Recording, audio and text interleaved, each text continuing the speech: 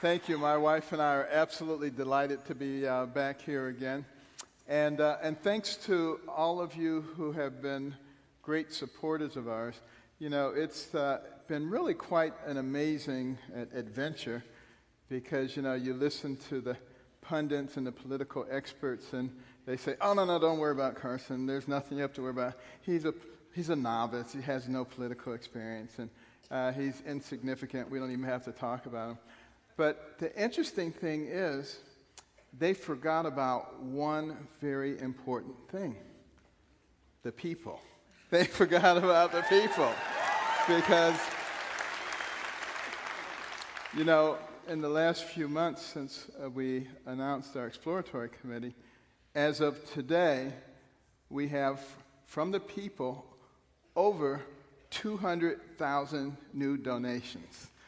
And no one else can even come close to that. And it means that, yes, we do have resources, and it continues to come in, so that I don't feel a necessity to run after the, quote, big established money and lick anybody's boots. And, you know,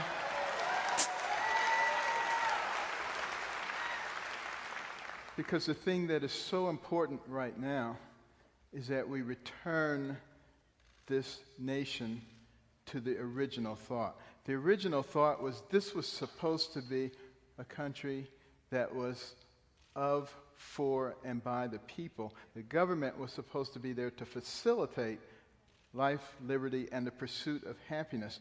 But we have turned that completely upside down now. And the thing that I think embodies that the most is the so-called Affordable Care Act. Because here you have the government saying, we don't care what you, the people, think. This is what we're doing. We're cramming it down your throat, and if you don't like it, too bad. That was never the intention. And it is really time for the people to take the government back.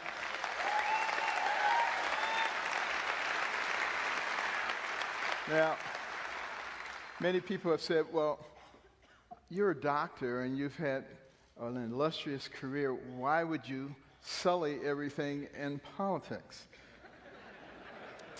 And I ask myself that too. But you know, I spent my entire professional career looking out for the welfare of children and trying to give them a better life and quality life.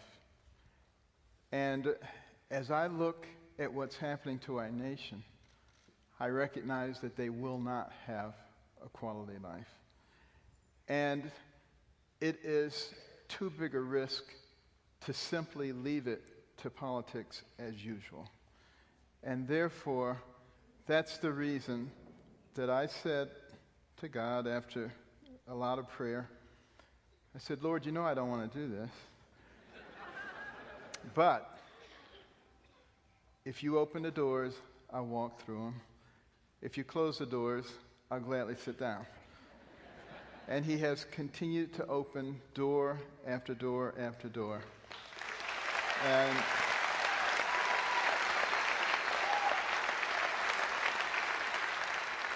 so I'll continue to walk through. Even though the professional pundits say, you can't do it because you're not a politician. I would say I can do it because I'm not a politician. Because nor do I ever want to be one. But, you know, experience can actually come from a variety of different things. And, you know, I've had a lot of lifetime experiences, which I think are very useful. Experiences growing up in dire poverty and experiencing every socioeconomic level in our society. I think that's valuable experience because it helps you to be able to see a lot of things. Experience in ROTC, joining late and still being able to rise to the top and become the city executive officer in the city of Detroit. And getting a lot of marksmanship experience and becoming an expert marksman. That was a good thing. It's a good experience. And for those who think that I'm not a proponent of the Second Amendment, please read what I've written. You know, there are some people who willfully remain confused about a statement that I made very early on when I was dipping my toe into the political arena, and didn't realize that you always have to preface what you say with, yes, I believe in this, and this is the top, and you can't get rid of that. So that when I said, you know, I don't want dangerous weapons to fall in the hands of crazy people in densely populated areas where they can do a lot of damage, without saying, but you can never subject that to the Second Amendment. And a lot of people say, well, he doesn't believe in the Second Amendment. He doesn't think people should have guns in the city. What a bunch of crap. You know,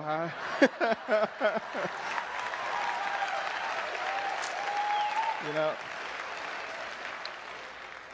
once and for all, you know, the Second Amendment is there for two very important reasons. First of all, so that the people can aid the military in case of an invasion. But secondly, and more importantly, so the people can protect themselves against a tyrannical government. That's important.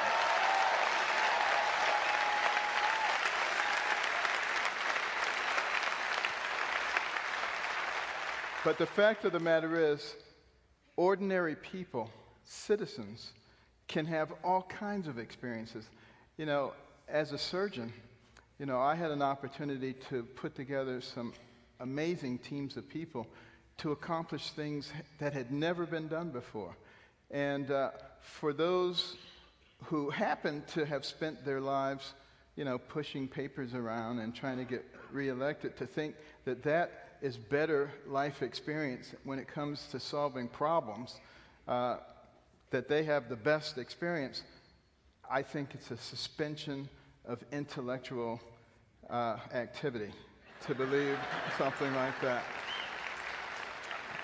And, you know, I've been fortunate enough to be able to spend decades sitting on corporate boards, learning both national and international business, and having an opportunity to see what something that functions efficiently looks like. So therefore, I know that our government does not look good. It does not function well. And people say to me, but you haven't had experience dealing with all of this dysfunction. You know what I've had experience dealing with? The Constitution of the United States. That's the way we need it to look. We don't need it to look dysfunctional.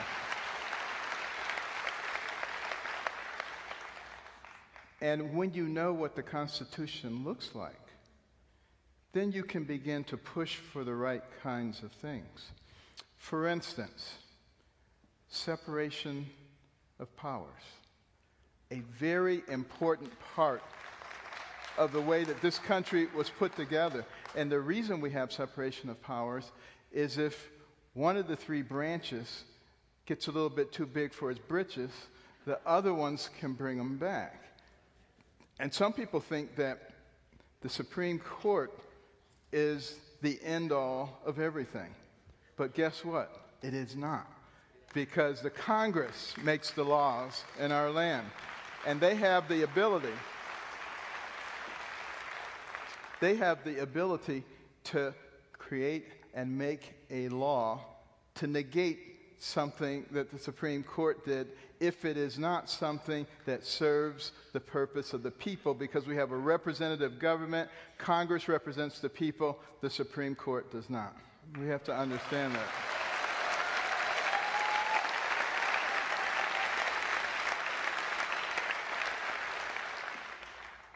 At any rate, you know, when I look at what's going on in our country right now and what will happen to our young people in the future, one of the things that is most disturbing is the divisiveness that is going on.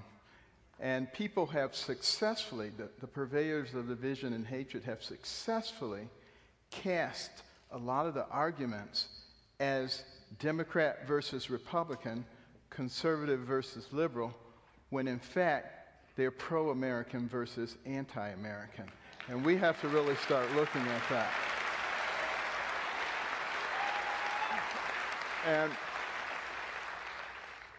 And we cannot allow them to continue to divide us, because we, the people of the United States, are not each other's enemies. So we need not pay attention to those who would have you believe that there is a war on women. There's no war on women.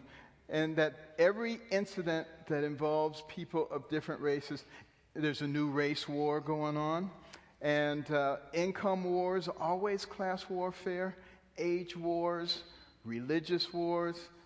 They want us to fight each other. This is the last time that we should be thinking about fighting each other when we have people outside, radical Islamic jihadists who want to destroy us. Why would we be helping them by destroying ourselves? That makes absolutely no sense.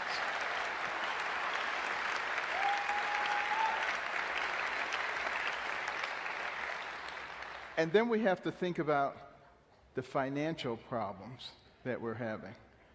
$18.4 trillion national debt. I mean, that is a ridiculous amount of money.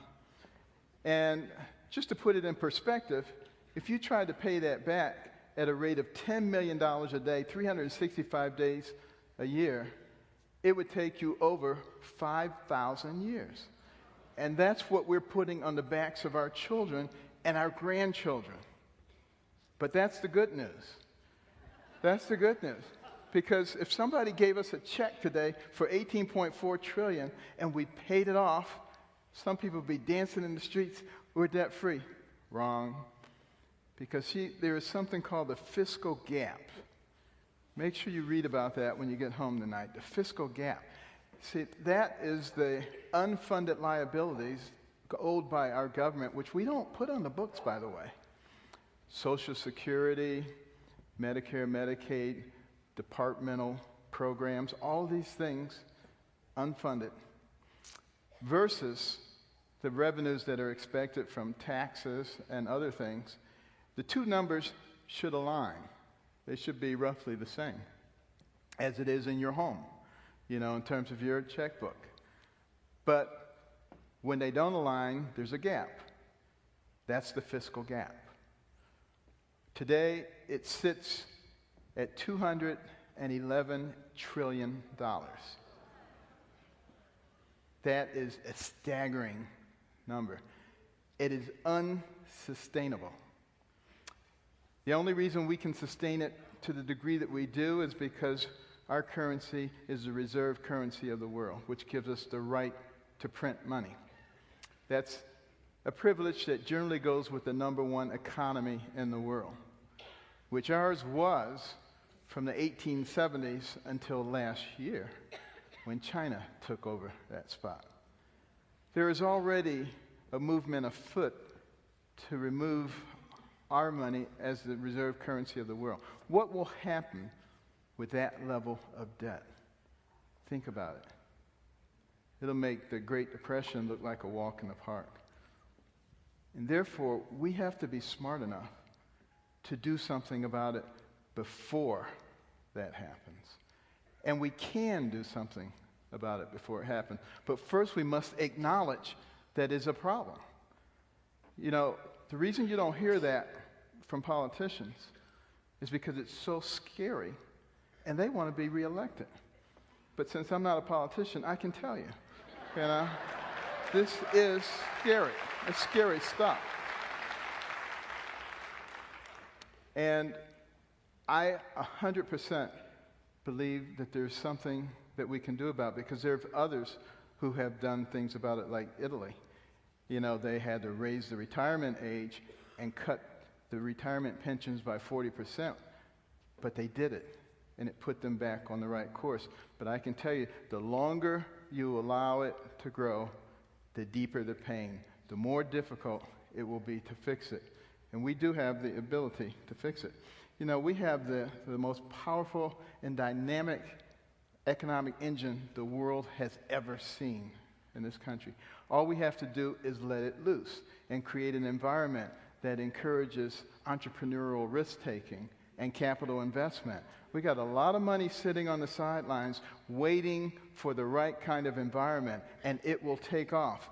And we can give it a jump start by just doing some intelligent things. For instance, there's over $2 trillion sitting overseas because American corporations don't want to bring it back because we have the highest corporate tax rates in the developed world. Why would they bring it back?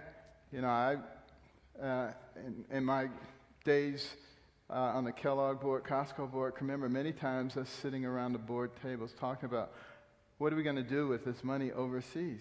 Because bringing it back doesn't make any sense and having it taxed at 35%. Well, here's how we get a real good stimulus. Remember the big stimulus they were talking about at the beginning of the Obama administration that cost the taxpayers $1 trillion and nobody knows what happened to it? Well, I'm not talking about that kind of stimulus. I'm talking about a real stimulus that cost us not one penny by a 6-month hiatus on corporate taxes to allow that money to be brought back into this country. And the only stipulation that I would make is that 10% of it had to be utilized to create jobs for people who are unemployed and on welfare and job research. That kind of thing would make a huge difference and get things moving in the right direction. And it also goes back to something I think is so important for us as a society. We must learn to invest in each other. And, you look at Muhammad Yunus, who won the Nobel Prize in 2006 for his micro-lending program, lifted millions of people out of poverty in that part of the world, Bangladesh. And 97+% of those people have paid those loans back. Think about what that could do in this country if we learn how to invest in our people, because what we want is programs that allow people to crawl out of the hole of dependency and climb the ladder of American success and become part of the fabric of America.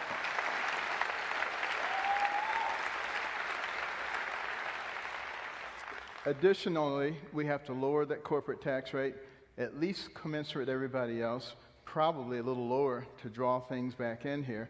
We have to get rid of the unnecessary regulations. We have way too many regulations around everything. And we do need some regulations. You know, our founders said that if men were angels, no government or regulations would be needed. But we know that men are not angels, and neither are women. So, so consequently, just in case there are any Hillary supporters, but clearly we have to have some, but not what we have, and we need a tax structure that is fair, that is flat, and that doesn't allow politicians to raise taxes on anybody, much less everybody.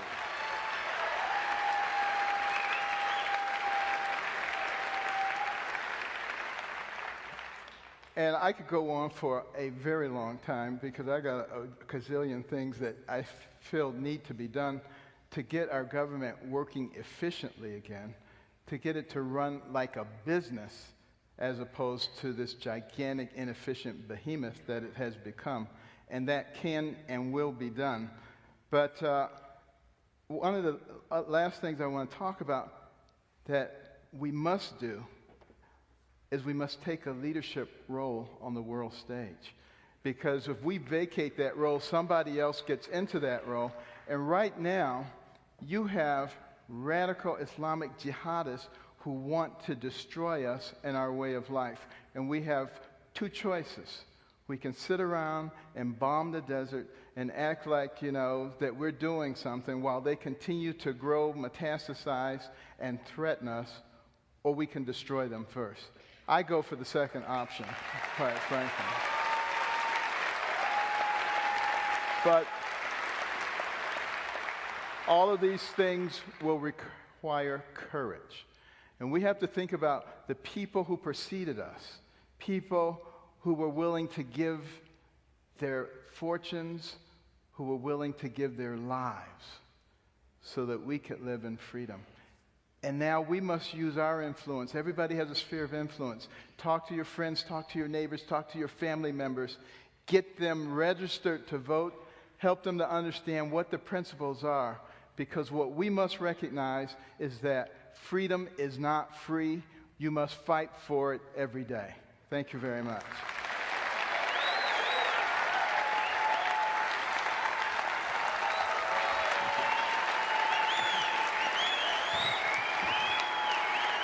Ben Carson, Detroit's own, America's own, man of the hour, Ben Carson. And now welcome back Byron York for a conversation with Dr. Carson.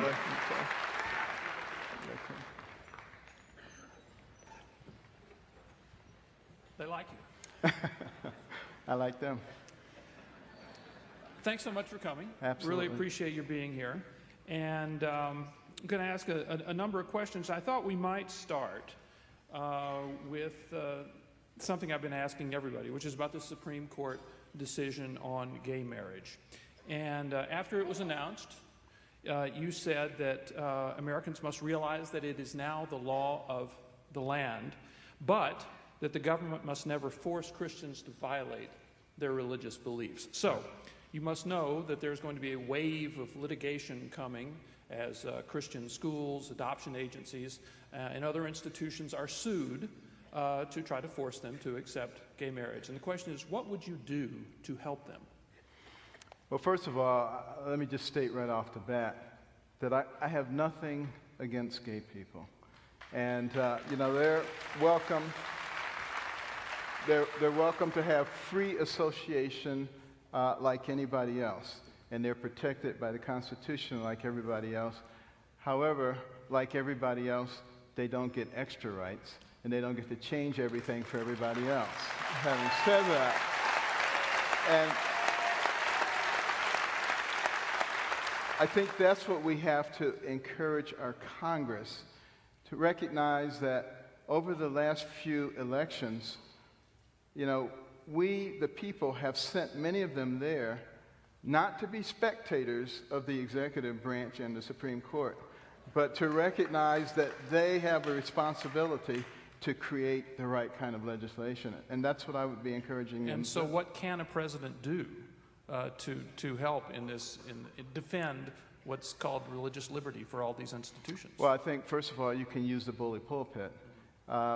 So that instead of inflaming the situation, you actually shine the light on the situations where that's occurring. And we also can apply all kinds of economic pressures in the right way, because this is a country that is Judeo-Christian in its origin, even though the president doesn't think so. But we're the ones who get to decide what kind of nation it is. And that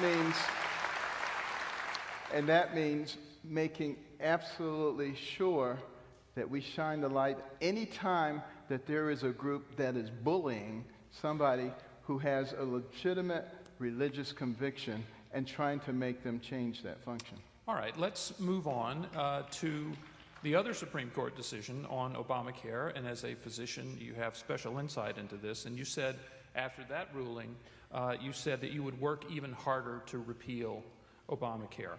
But repealing Obamacare doesn't take us back to 2009.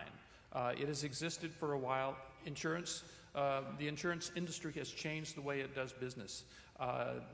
Exchanges exist. Subsidies are being paid. You can't actually go back to 2009. So the question is, how would you get us from where we are today to some better place? Okay, well, I never like to complain about anything without having a solution.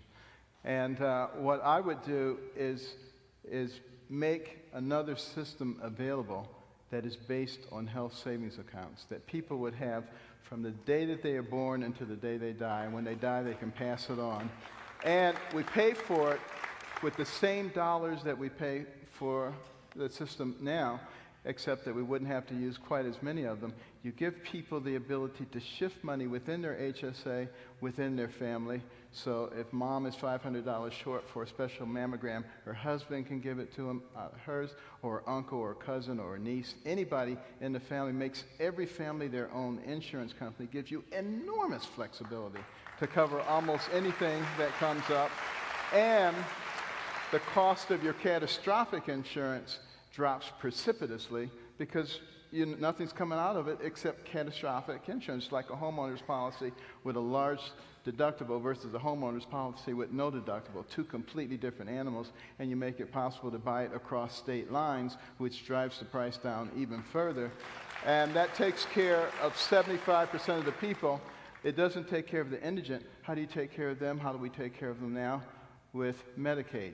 And what's the annual Medicaid budget? $400 to $500 billion a year. How many people participate? About 80 million. 80 million into 400 billion goes 5,000 times. What could you buy with $5,000 per person? Concierge practices cost $2,000 to $3,000 a year. We can put them all in the concierge practice and still have thousands left over for catastrophic insurance. I'm not suggesting we do that. That's how much money there is. If we use it efficiently, it works. And some of the people in Washington would say, you can't do that because those people are too stupid and they won't know how to manage a health savings account. But they say that about everybody because they think everybody is like them. But the fact of the matter is,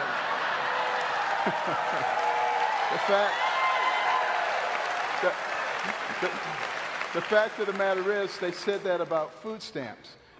They said you can't give them food stamps because they'll go out and buy porterhouse steak the first 5 days and be starving the rest of the month, but they didn't. They learned how to spread it out. They would do the same thing with health savings accounts. They would learn how to be responsible, and anything that the government sponsors or advises should lead people to develop a sense of personal responsibility and not dependency.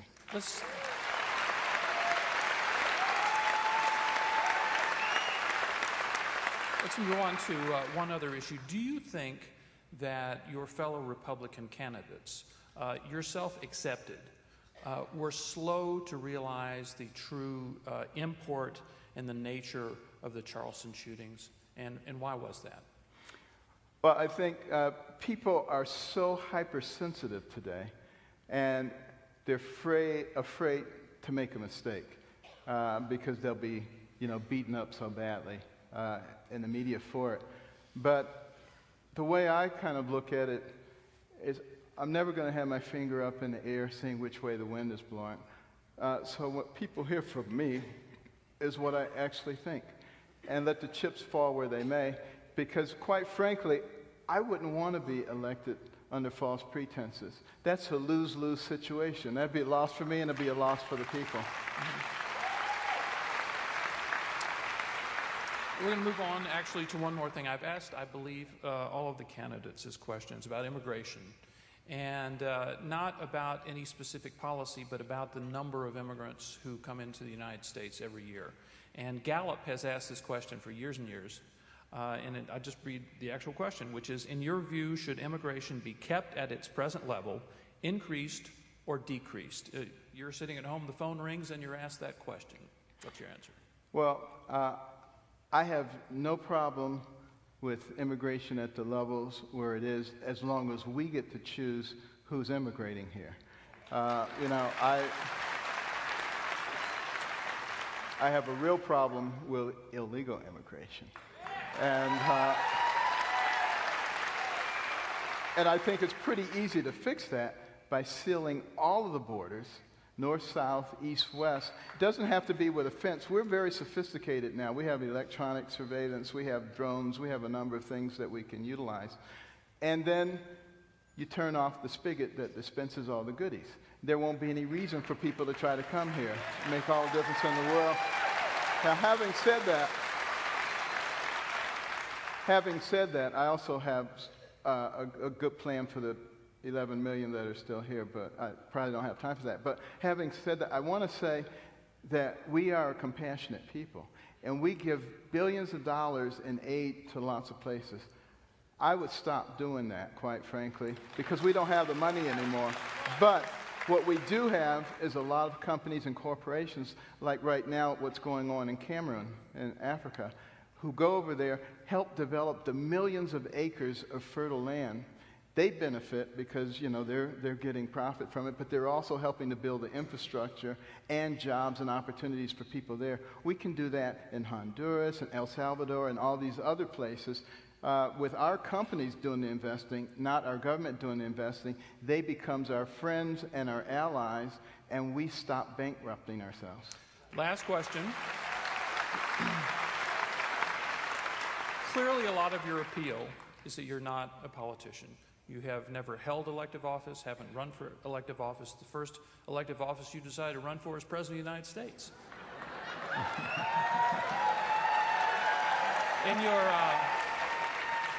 In your book, Gifted Hands, you say that you believe God gave you a special gift to be able to be a surgeon, a special coordination between your hands and eyes, a special insight into doing that. Do you believe that He's given you also a gift to be President of the United States?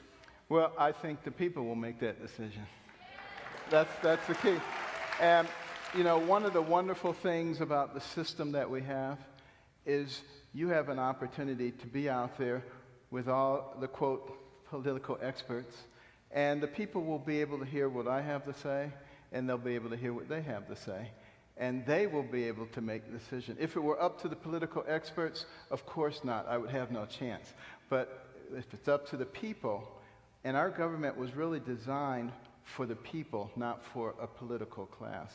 And I think we'll find out what the people decide. All right, Dr. Ben Carson, thank you very, very much. All right. Thank you.